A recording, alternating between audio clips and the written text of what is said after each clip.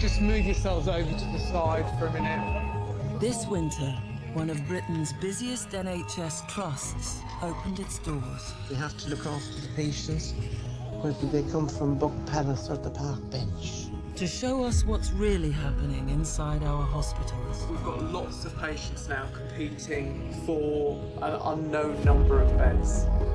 Every week, more than 20,000 people are treated here. The pressure's just gone. What? Is it completely gone? And the numbers, as well as our expectations, are rising. We just had our worst 10 days on record. There's nowhere in the hospital to move anybody. At some point, somebody will be telling us whether we're allowed to do any work. This is a place with some of the best specialists in the world. Tumour's out, job done. Where lives are transformed. This is saving his life. It has to work. But they are operating at a time when the NHS has never been under more pressure. Any beds? No. No beds for anyone? No. It does feel to me like the elastic's a bit nearer to breaking now than it ever was. Its very future under scrutiny. All right, and I think we will go out on red because we're under real pressure in the emergency department. We're aware of the problems. Anybody got a solution? Following the patients from the moment they are admitted. Anything I've done up to this point means nothing compared to when you can literally give a bit of yourself to save someone else. To the moment they leave. It's all good news. The cancer's gone. You don't need any more treatment. Fantastic. Thank you so much. Week by week, we reveal the complex decisions the staff must make about who to care for next. That patient is coming to me to be operated on, and if I don't do it, then there's only one inevitable outcome. They're going to die.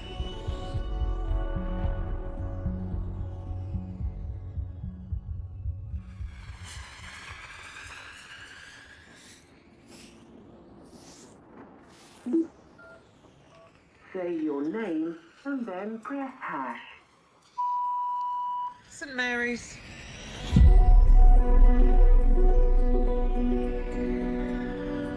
St Mary's is the largest hospital in London's Imperial College Healthcare NHS Trust, where every week hundreds of life-saving operations are performed.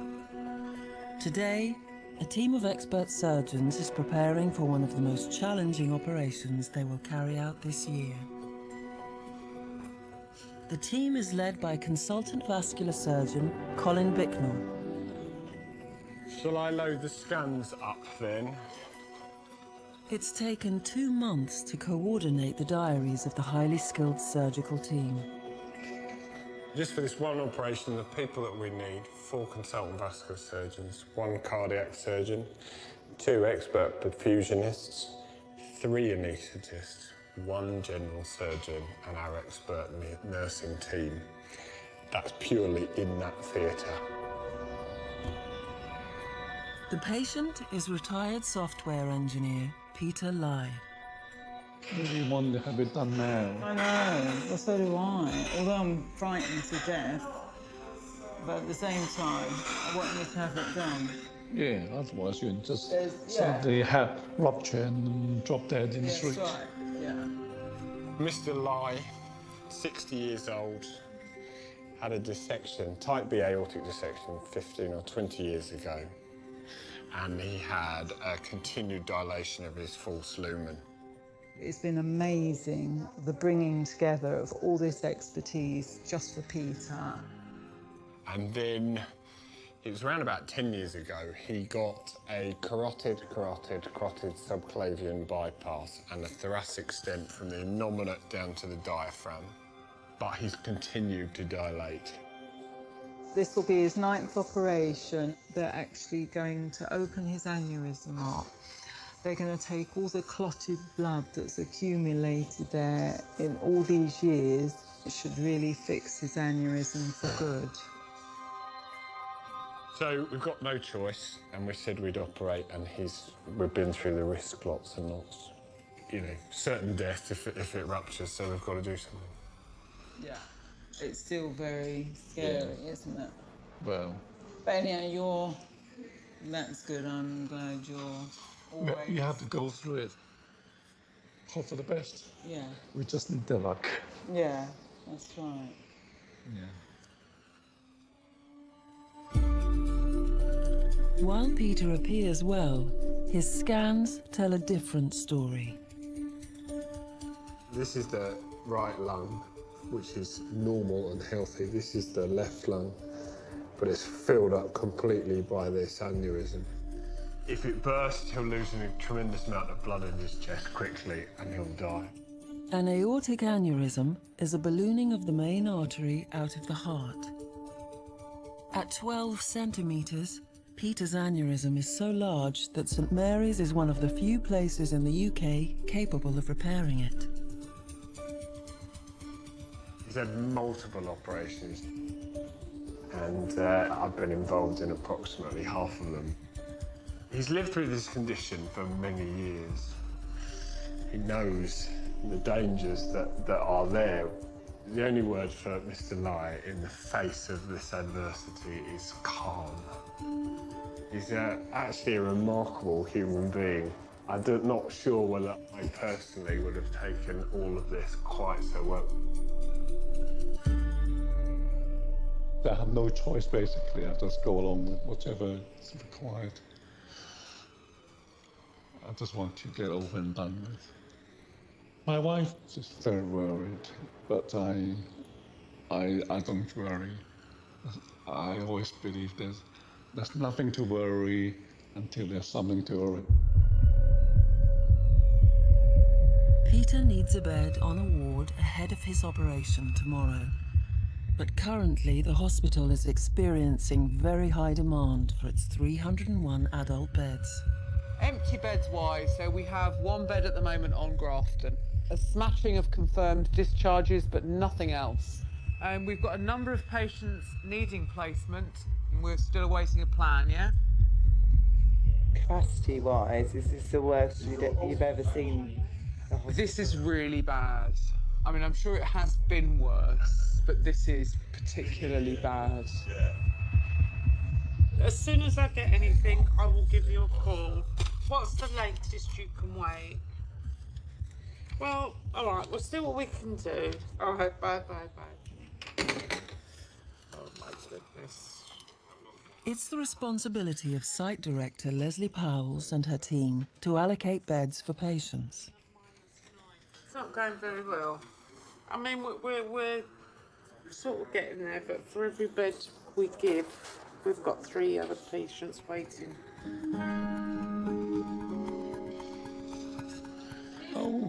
Oh, great, thank you very much. I've got the kettle on for your cup of tea, all right? Okay, thank you. If that's not enough, let me know and I'll get you some more. That's plenty, thank you. All right.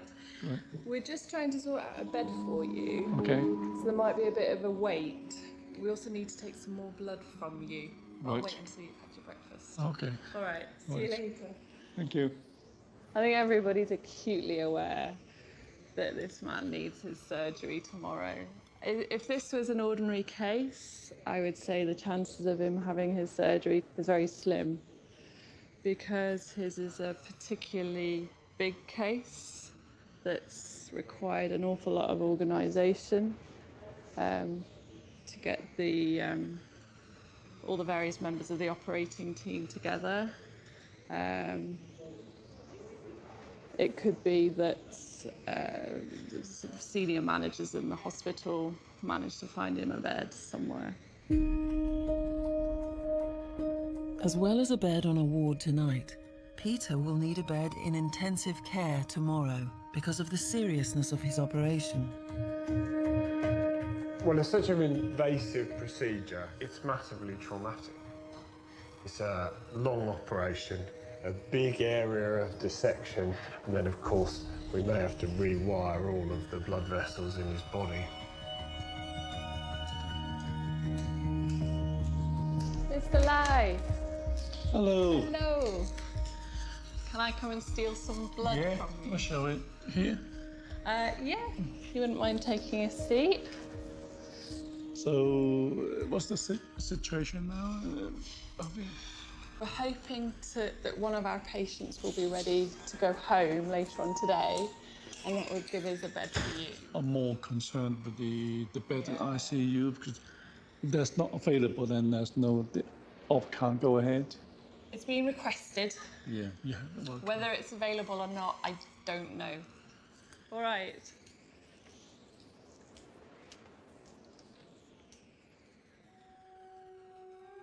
Hello. How are you all? With the hospital full, patients can't be admitted until others are sent home. Good morning, girls. How are ye? Yes, I just want to know, is there anybody here speaks Polish? No. No. Well, I don't either, you see. Proactive. Brave, I think, is sometimes the word we use. Asking the question, if someone could go home tomorrow, why can't they go home today? Any of your team speak Polish? Polish. She's not here at the moment. Sister Alice Markey is one of a team of 14 that specialises in the most complex patients to discharge. The pressure that's on the NHS, you worry about it because you think, well, you know, the walls are not elastic. There is no elastic in the walls, but the demand is high. One of her cases is a Polish man, Tadeusz. He's been medically fit to leave St Mary's for the past week. Anybody here speak Polish? Anybody here speaks Polish? But getting him out of hospital has not been straightforward. Any of you speak Polish? He's homeless. He's been working as a mechanic, but sleeping in the cars that he repairs. He got a sore on his ankle, and obviously it has escalated because he probably has neglected it a little bit. I just want him to understand our journey, the journey for him out now. Hello. How are ya? You understand little English. Little bit of English, and I will get an interpreter, because otherwise you don't know what I'm saying and I don't know what you're saying.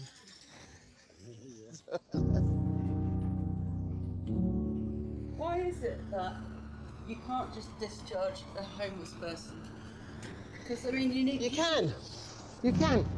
You literally can discharge a homeless person. But my particular gentleman has a health need because his leg looks very vulnerable. So to go back sleeping in the car at this precise moment is not ideal. Alice has applied for help from the local council homeless centre, so Tadeusz can continue to get support.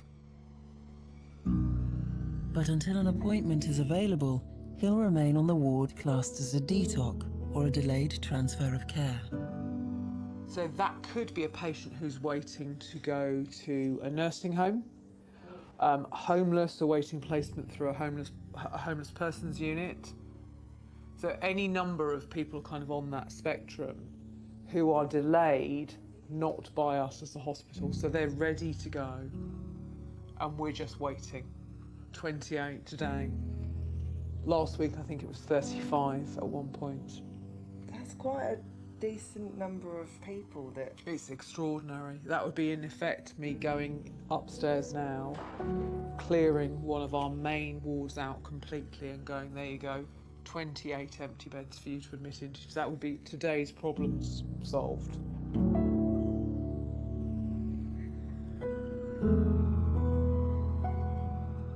Louis from the top.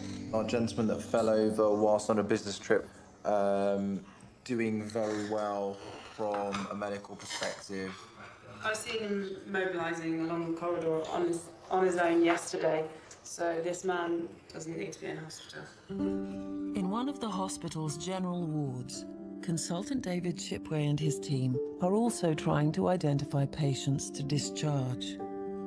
There are a number of different sort of barriers that we have to face from a sort of social perspective, for example, we've got very frail elderly people and they're falling over at home and having sort of injuries.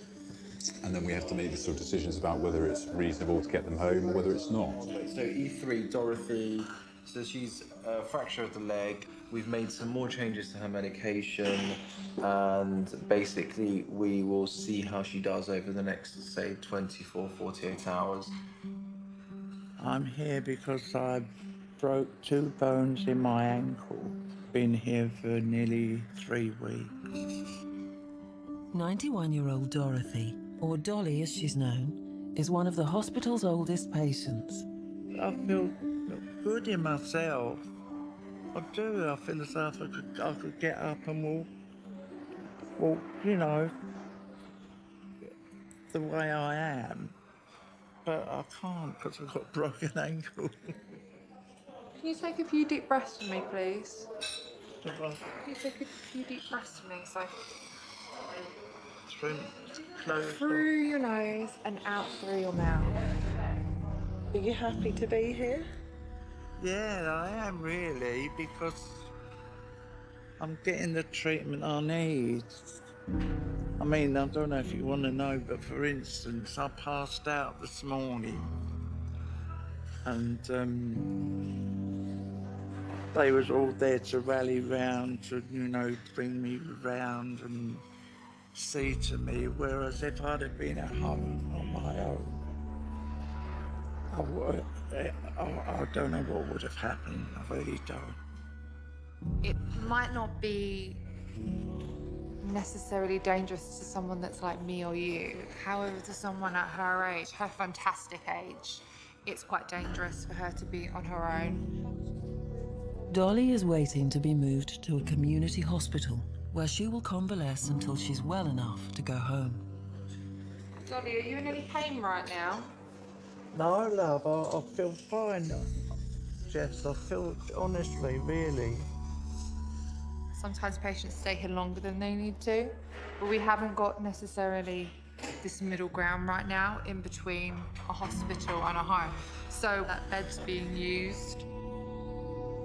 They're so short of beds that if you're just a patient and they're just giving you tablets, you're wasting a bed. But then I have to have somewhere to go where I'm going to be safe. What does that feel like? It feels awful. Not supposed to be here, which I'm not, in a way, because they want my bed. So, what have I got to do?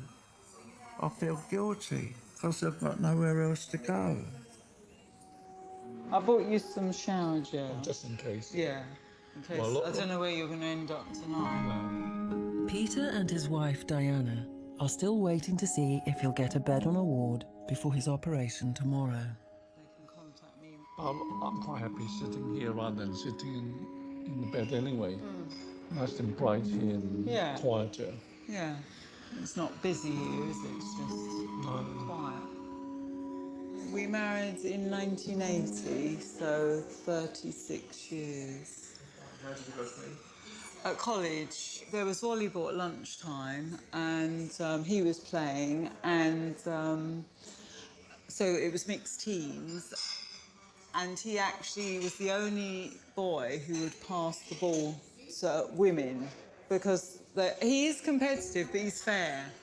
And he passed the ball to, and I thought, oh, that's a nice trait, and then got talking, and then I actually asked him out, because he wasn't very forthcoming.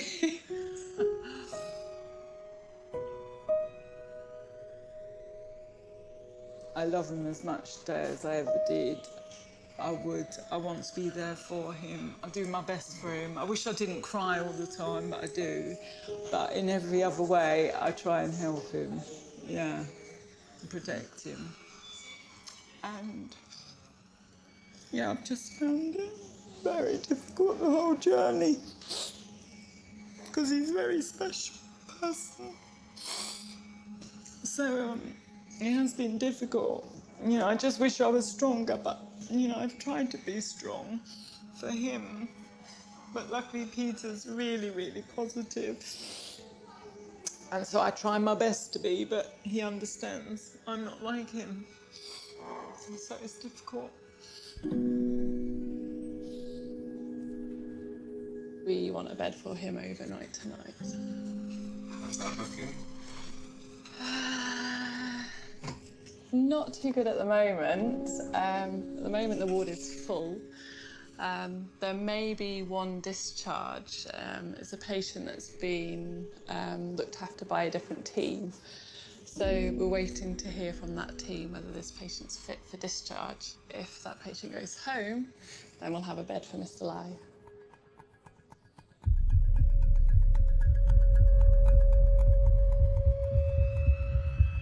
When St Mary's is full, the knock-on effects are felt across the whole hospital.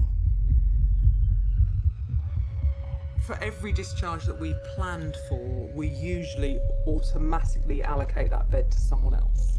So if that goes wrong, our system starts to back up.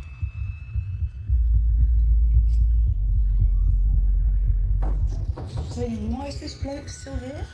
We are waiting for a patient to be transferred off intensive care. A 37-year-old man is being held in theatre after an emergency operation to stop internal bleeding. This patient had what we call a GI bleed, a gastrointestinal bleed. He's had massive blood transfusion. He's had lots of blood products to help the blood clot. What he really needs is an intensive care bed. The operation finished over 6 hours ago, but they're still waiting to transfer him because intensive care is full. We're trying to discharge some patients at the moment, but we're not entirely sure where they're going to go. So at the moment, it's a lot of bed reorganisation to try and figure out where we can put people and where it's safe to put people. And at the moment, we're not entirely sure how we're going to make room for people who need to come here. Until an intensive care bed becomes available, the patient will be kept on life support in the operating theatre, meaning that operations that were scheduled to take place in Theatre 7 cannot go ahead. It just gets really frustrating when actually all I'm doing is better done by the intensive care unit team rather than here in a theatre. We just don't have anywhere to put our patients, and we have to do the best we can for them in the best position we can with the best care that we can deliver. As one of London's 4 major trauma centres, St Mary's is facing increasing demand on its emergency department. Oh yeah, trauma team to A&E resource, please. Thank you. Sorry, thanks, they're going to come in. The latest patient to arrive in A&E is 21-year-old carpenter Harry, who has fallen 2 floors at work. Fallen from height, from 4 metres. You're not worried about it, he's got a head injury.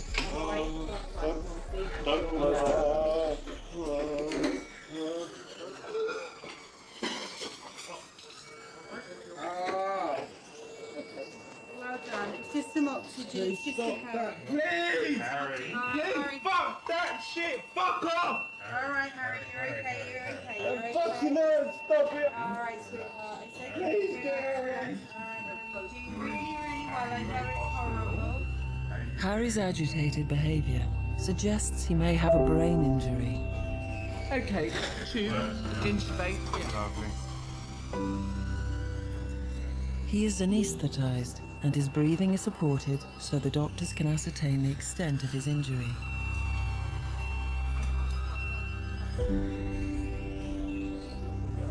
It looks almost certain that he'll need a bed on the intensive care unit, which is not the easiest thing, seeing as we know already that the intensive care unit is completely full to the rafters. That might be them. And yes, it is. Hiya. Have you got anything you can kick out there? Yeah, I know. I think we should probably prepare for it. Yeah, absolutely. Okay. Talk to you later. Bye.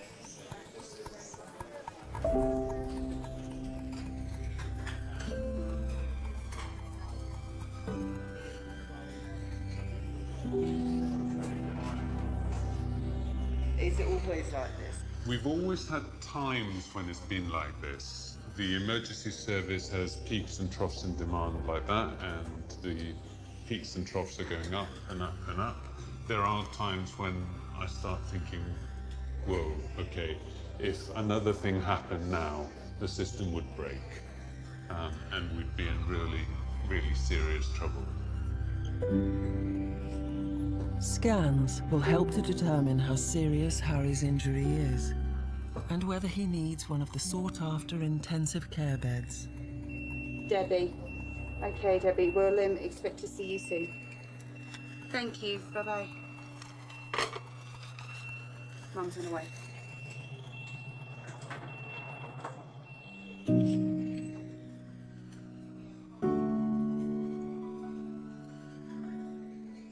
"91-year-old Dolly is waiting to find out if she can be discharged today.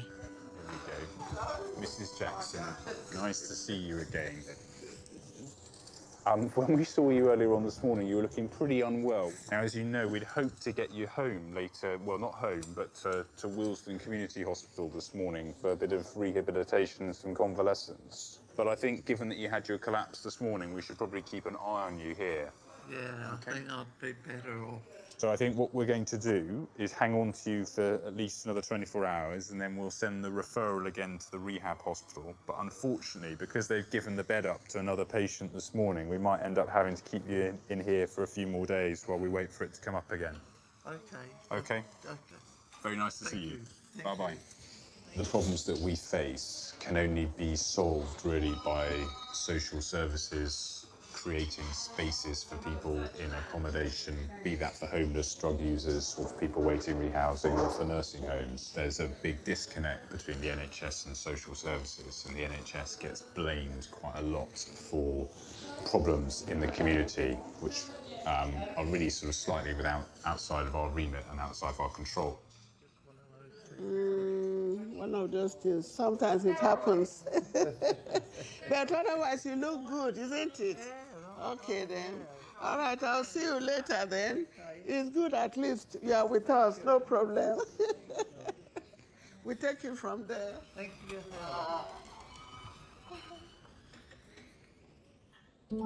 You liked the one I got yesterday of William and Harry, didn't you? Oh, yeah. That one? Yeah. And that good. It's the one you want blown Just up, think isn't it? you can just take their photo just like that. Dolly's granddaughter Nicola has come to visit, with Peter, Dolly's husband of 32 years. Where did you guys meet? Oh, we met in a pub. She's definitely a fighter. I mean, she's had a lot of accidents, a lot of falls. It's not the first time she broke her ankle. She went to Spain once with her friends. What did she do? Went roller skating, broke her ankle. That's Dolly. She's got quite nice legs when they're not like that. Always had good legs. Nice legs, shame about the face. No good her coming home because she won't cope at home. I know she won't. They did have a place for her, care home, but whether she's lost that place for good, we don't know. You had your boot on today? No, I ain't been out of bed since I've had that turn. I had to stay in bed. But to have the bedpan and all, no commode. In case I fell off the commode again.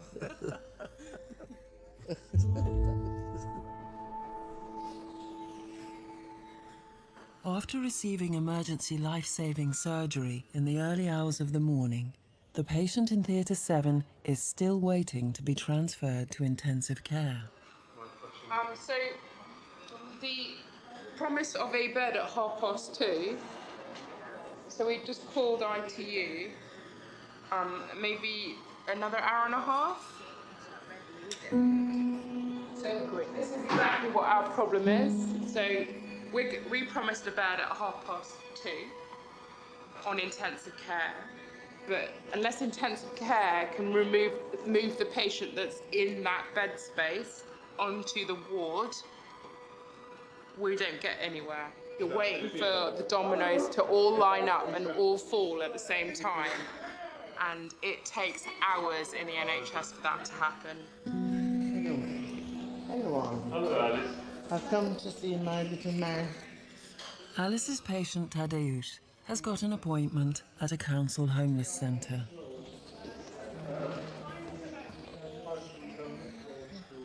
Hello. How are you? Are you all right? We're here again. I have got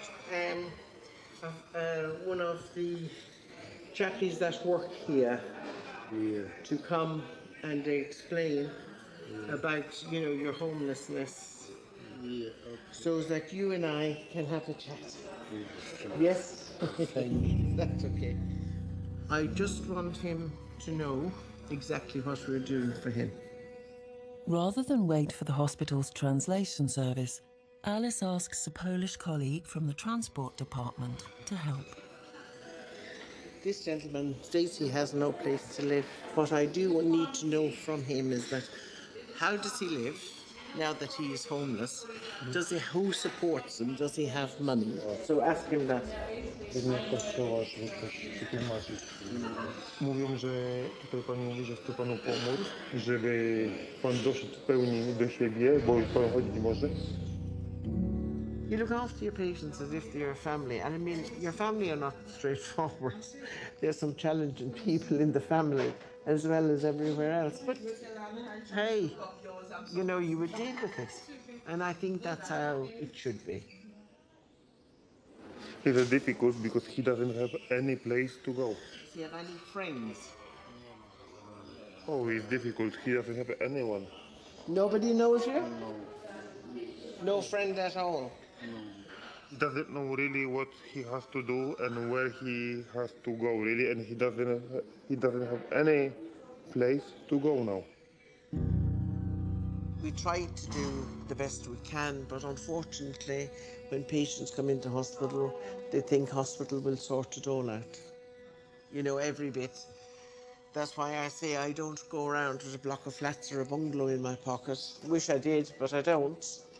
We would have to refer him to the homeless persons unit to see if they can get him accommodation. He said that he agreed with that. And now that I know that he understands what we have to do for him, I'm happy that he can be discharged. A week after he was medically fit to leave, Tadeusz is now on his way. Yeah.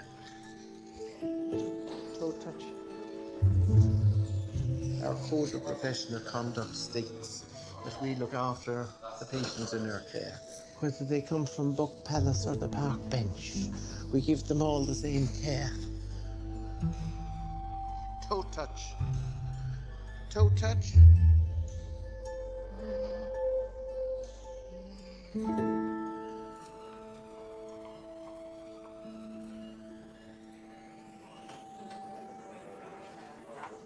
Harry's girlfriend Paige and mum Debbie arrive at A&E.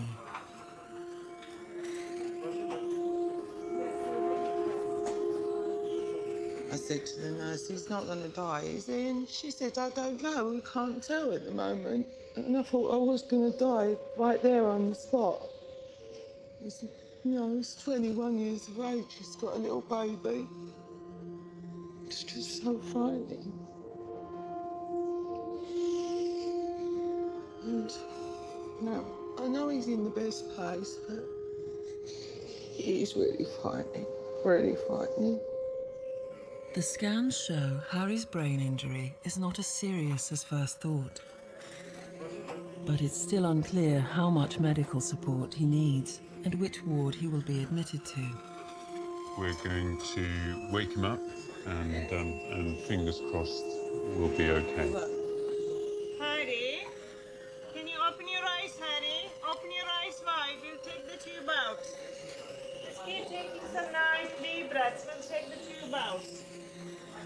If the breathing tube stays in and he stays on the ventilator, he is classed as a level 3 patient, which means that he needs the maximum support that we can give him. And that is an intensive care unit. Whereas if he does the breathing for himself and we're not having to support his blood pressure terribly much and he's looking moderately stable, he is a level 2 patient and he goes to a high dependency unit. Harry, can you open your eyes wide? Open your eyes wide, we'll take that tube out. I think there's more space in the high dependency unit than there is on the intensive care unit at the moment. So I'm secretly hoping that we'll be able to wake him up and take the tube out. Okay.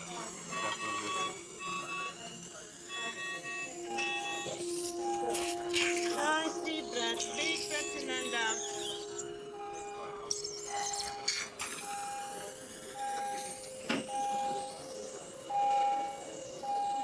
Shall we just bring him up a bit? You're just waking up, Harry. You are in the hospital. You are in St. Mary's Hospital. You had a fall. Just keep taking nice big breaths. Good. Excellent. Lunch.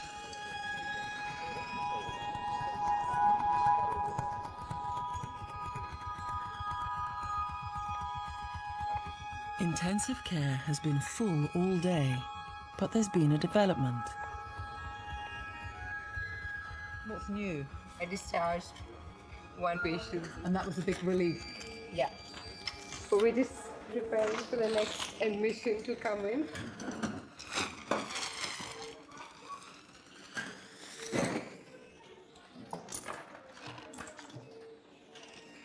Yeah, so the bed space is 90% ready. I'm just gonna bleep 16:55, you told me? After hours of waiting, the patient who had emergency surgery can be transferred, and the theatre can be used for other patients. So anything that doesn't need to go, doesn't need to go, guys. Do you want to switch that ventilator on? I do my job because I love it, so let's take that. Things have definitely changed. The last decade has got a lot worse. And personally, that means that I work longer hours because I don't have anybody to hand over to. Right. Everybody happy? Okay, let's go. There are more days that frustrate me, more days that upset me, more days that I leave work unsatisfied, that not that I haven't done the best I can, but that I wasn't able to give the best to my patient because of the lack of resources. Intensive care is now full, but patients continue to arrive at A&E. A lot of times our capacity at St Mary's, we're running at 98, 99% capacity, which is extraordinary. What that means in essence is we are always running with 1 or 2 empty beds, which isn't nearly enough. It wouldn't be a problem if we never admitted more than 1 patient a day, but we do. It is what it is. People get sick, they come to hospital, we can't change that.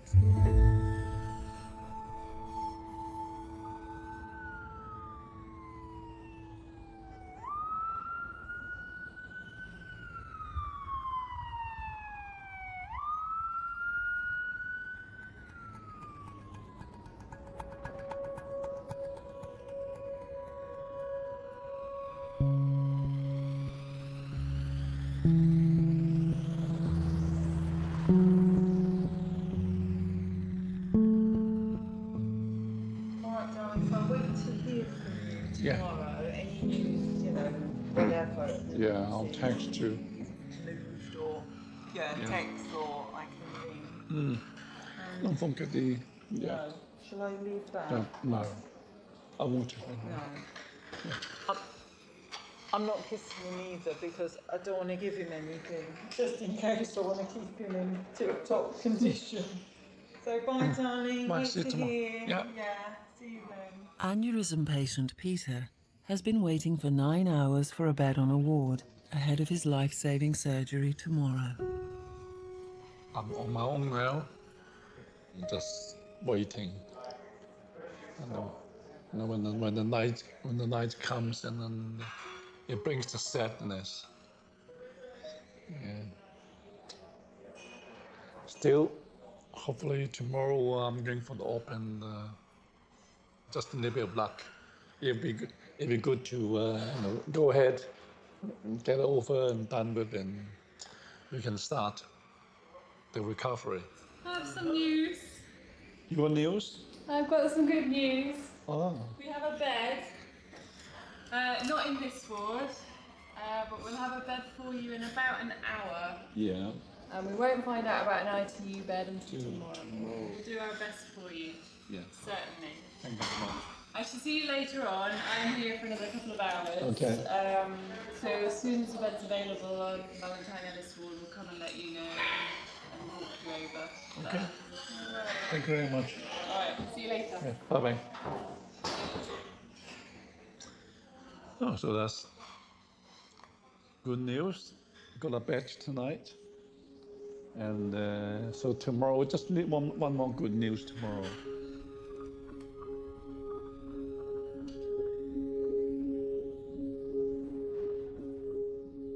To find a date when everyone is in hospital free and we can get all of this, you know, it takes a tremendous amount of organising and planning. It takes a huge amount of pre-operative workup, and he has gone round and seen each one and every one of us. He's been checked out from the heart, lungs, kidneys point of view. So all in all, 6 to 8 weeks, and we're here with him waiting. Likelihood of an ITU bed? Not very high at the moment.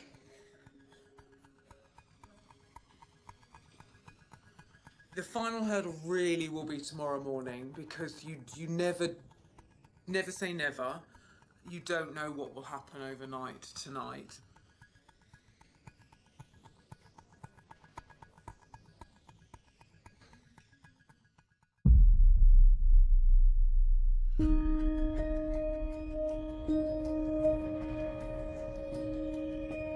It's the morning of Peter's operation.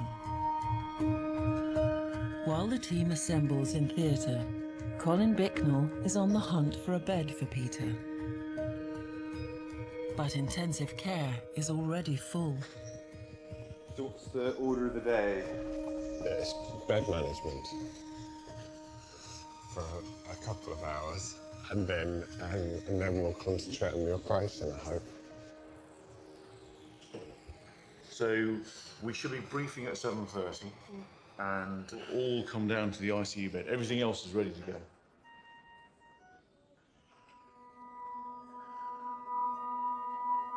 What we need from ITU is an assurance that we'll have a bed. We don't know until they've done the ward round and they have understood how well the patients have done overnight. How frustrating is this for you? You should be in there doing the surgery, and you're running around up and down in lifts trying to just find a bed. Yep. Trying to find a bed for your patient is a particular problem that we go through. It's because it's an acute hospital. It's because we have a major trauma centre, and we can't predict all of that. At the morning ward round, doctors assess patients to see if they can free up beds.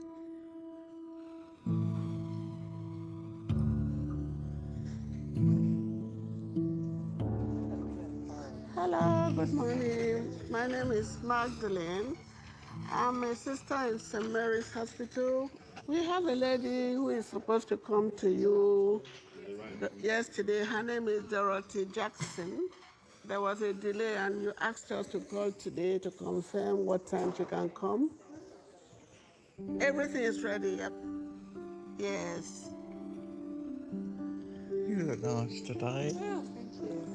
I did try. Thank you very much. Okay, Jess, thanks, love. I I want to see her get home and I want to see her in her own clothes and doing her own things and enjoying her life and not stuck in hospital. It's not nice to stay in hospital for this long. All right then, take care. Thanks, bye. Definitely she's on their list. So if everything is fine with the doctor and she's stable here, then they will get a bed for her. So we are sure she will go today. I've come with good news for you. You need to go to Wilsden today. Yeah? They got space for me. Yes, we've spoken to them. All right. They have a bed for you.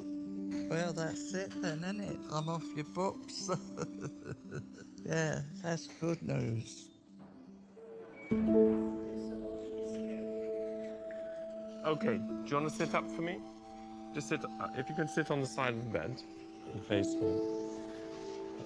Harry, who came into hospital yesterday after a fall, has spent the night under observation on a high dependency ward. Very good. He's not very well today. He's crying. His head was really hurting today. And we're just waiting. I'm waiting to see the doctor now to see what's happening. Okay, so eyes wide open. Very good. That painful? That really hurt. He wants to go home, that's what he keeps saying. He wants to go home. His Paige is 21 tomorrow. Paige is Harry's girlfriend, so he was cooking her a nice meal. And she told him all what she wanted, chicken. And now this has happened. So if you turn your head to the left and keep it like that, and I'm going to count to 3. I'm going to tip you quickly on this shoulder.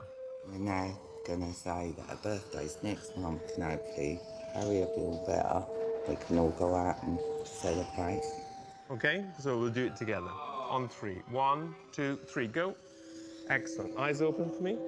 Superficially, it looks like he's got a serious problem. And yes, he's had a head injury, and this is not a banal situation. It needs to be taken seriously. However, the clinical assessment is overall quite reassuring. And he should make a good recovery from this with the right treatment. Harry is expected to stay in hospital for the next few days. I've only just recovered from breaking my ankle. I've only just gone back to work. I was off work for 6 weeks. I broke my ankle. I've only been back about 3. Now I'm going to be off another 8. I fell down 2 levels. Lucky I'm not dead, really.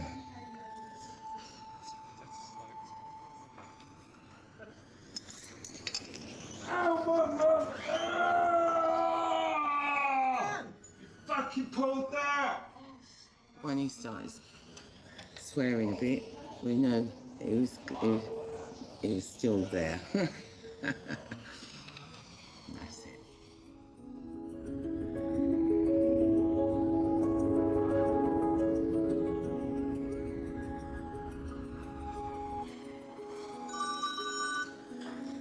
Hello. I'm all right. I'm waiting on ITU. There is a rumour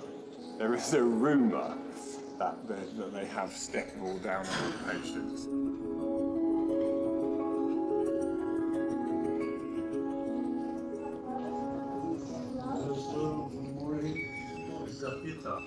Yes, sir. You're going to theatre now, sir, yeah? Oh, okay. I'll just put my... So it looks as if there is a possibility of an ITU bed today because there's a patient who can step down from ITU. We've got to have the full confirmation when it starts to round, but it's enough for us to send to the patient and start, which will save some time. And then we'll get fully confirmation when they finish the ITU ward round. Are you pleased with that? Yeah. Very.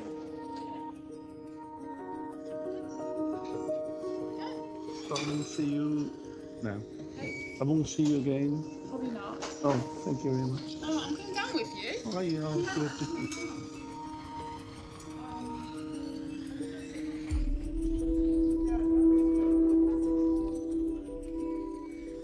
everyone's here, everyone's ready. And I think you might be lucky. See you after. Okay. Hello. Morning.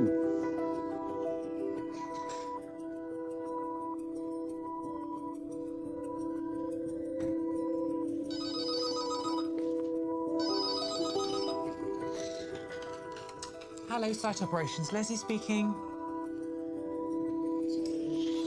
Peter, can you tell us your name? Peter Lai, Yeah, and your date of birth? 23rd August. And so can you tell us what you are going to do today? I'm going to have a big operation. Hello, how are you? I'm all right, thank you. You're busy. Okay, so what have you got at the moment? So as you know, we're waiting for the confirmation of the ITU bed. Yeah. It looks very good, so we're just waiting for the last green light. Oh, good. So, but I'm quite Great. confident.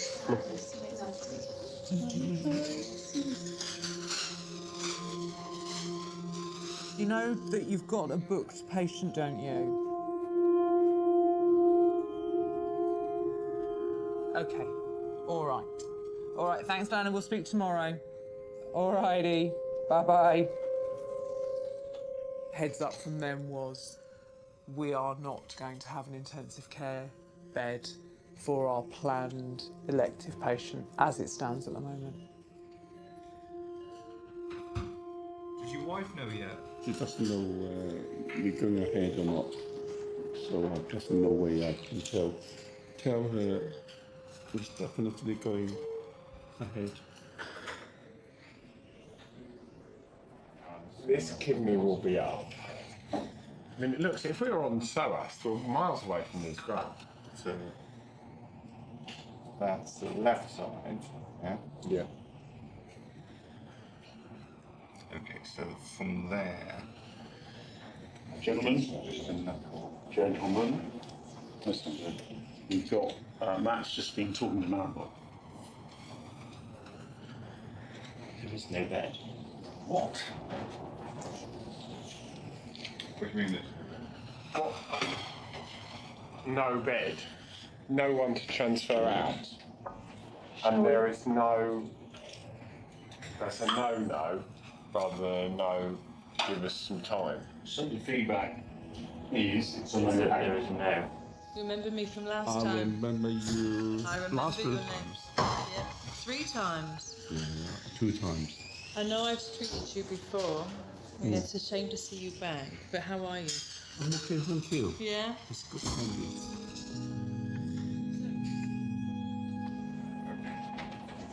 So, no, I knew it. It's not your fault. But that's a definite, is it? That's all we need to know now. And it won't be any, it won't change later, and there's no one who is going to succumb to the cancer.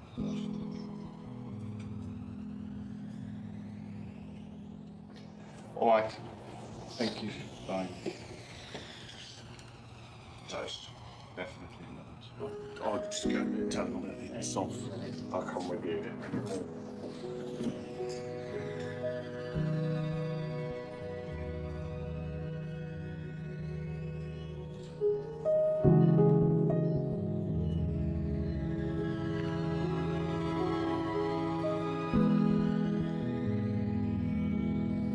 Ignore that, please. We haven't got you connected up to everything, so it's going to be...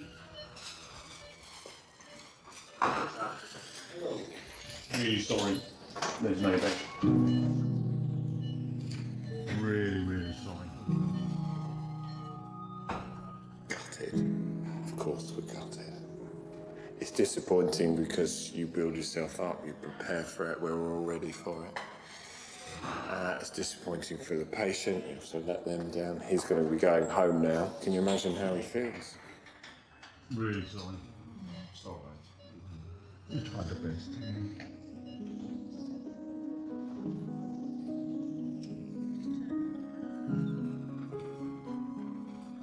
It means organising the whole process again equipment-wise, personnel-wise.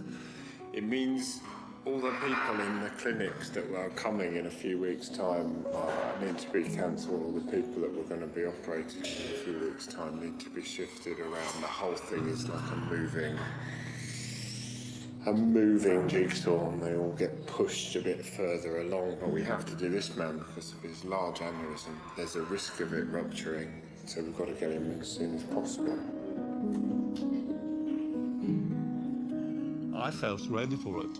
When I was down there, okay, sing everybody, say hello to everybody. Yeah, I'm going for it. And then, it just deflates. It's a bit unreal, isn't it? It's a bit unreal. The last minute, yes, and then no. Yeah.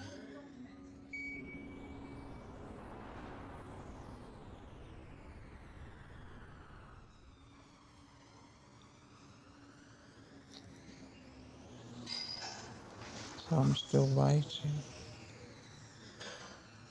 She got everything ready and she's been told she's going. Everybody knows she's going, and now we're waiting for transport. So the problem with getting a place in the care home has been solved. But now I've got to get there. So got another problem on our hands. You don't know whether you're coming or going. I might have to stay here all night again. Like this. There's Dolly stuck in her bed with her big boo on. It's a farce, really. It could be made into a comedy.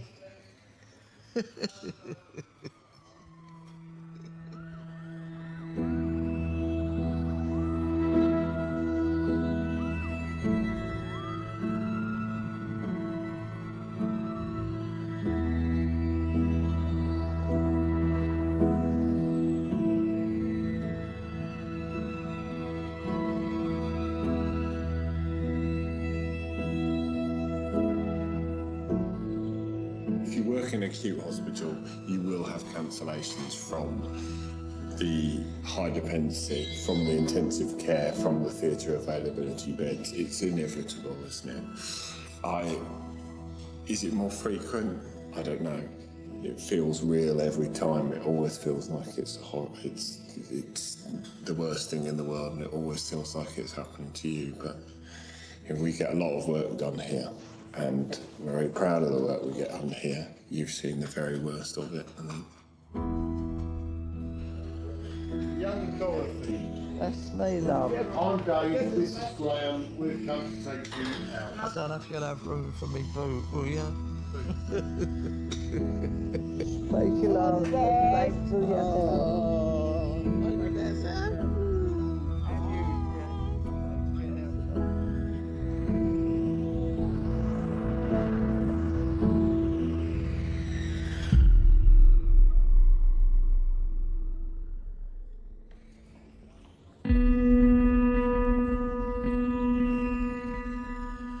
I'm here again. I'm ready for it. But the only thing I hope is they won't cancel it again.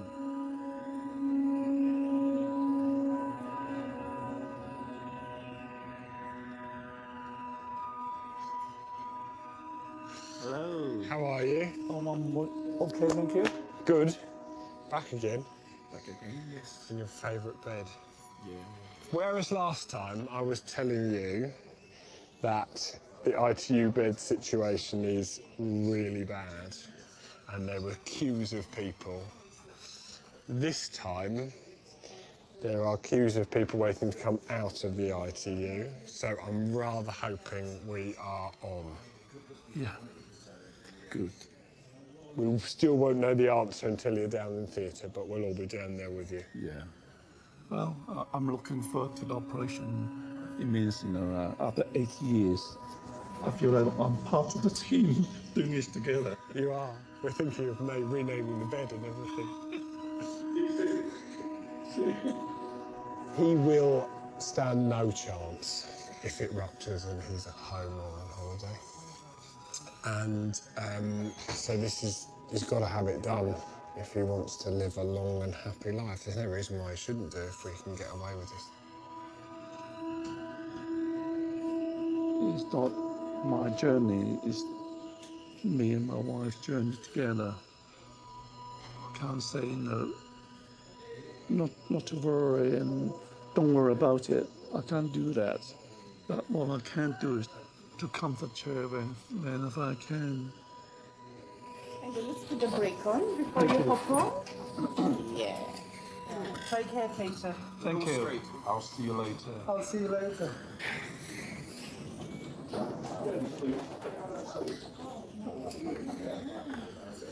Morning, Peter. Good morning. You had the good news?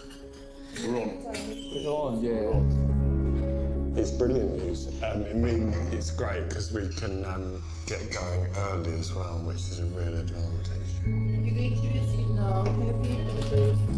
We're going to open up the sac where there will be some bleeding, and then we know plan A is sew off the lumbers and then close the sac. Plan B is if it's bleeding, we'll put some stitches around the top. Plan C is clamp at the top and the bottom and replace the middle bit. Good, everyone happy?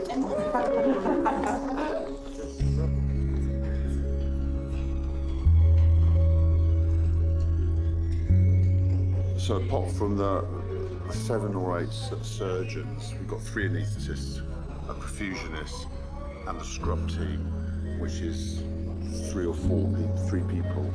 So it's about 14. The cost of this, just the financial cost, is enormous, and I think it's a really optimistic thing that we push on and try and get people like this sorted out, no matter how big the team and how expensive the day is. Okay, so can we have hands on deck? And Colin, do you want to orchestrate the move? Okie dokes. I'll attempt to take this off and then we'll. No, let's just opening it. You feel it? It's just so we've got a little way to go. This is through the sac there. Yeah, that's the fact. Just don't look at it. If you just that is all aneurysm, which is rising up out of the chest. All of this. At that point there, it looks like it's what it's about to blow. So you've got ready knife to open up the sac. Then lots of sucking. Ready? Okay. Lumbar sutures ready? Thingy. Clamps ready? Yes. Okay, Mr. Lai. Oh my gosh. Another one.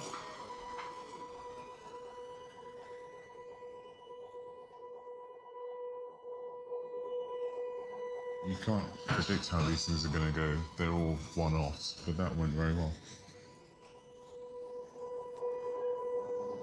It went as well as you can expect it to go. But of course, you know, these people are on a journey through the hospital, and it's only 50% the operation, if that. He's young though, and he's fit, and he is determined, and so is his family, and so is his wife. We've got everything crossed for him, and touch wood. I hope they'll all do well. I've known him for so long now that I'll be checking on him 9 times a day for the next 2 weeks.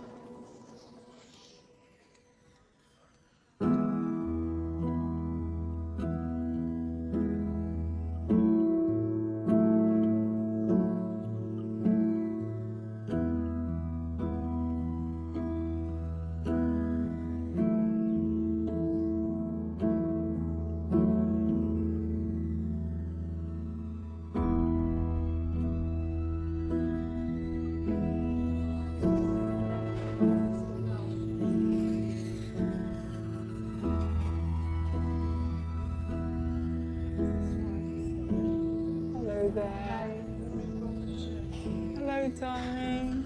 Yeah, you okay, hon? Yeah. Aww.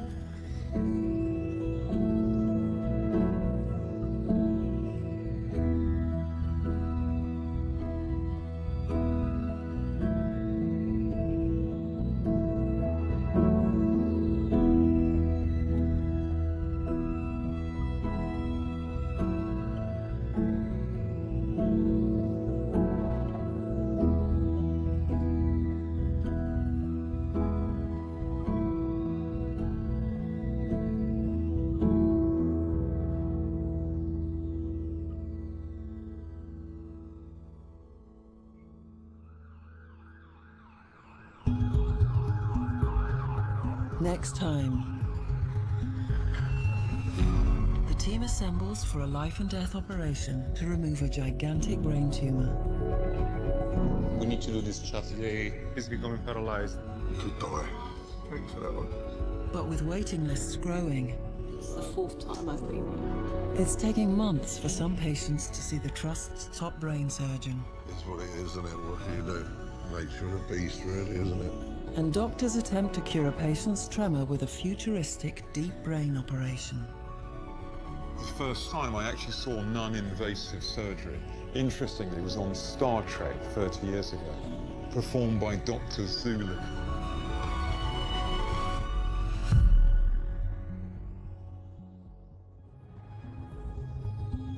What choices would you make when faced with complex healthcare decisions? Visit our interactive pages to find out how you would respond. Go to bbc.co.uk/hospital and follow the links to the Open University.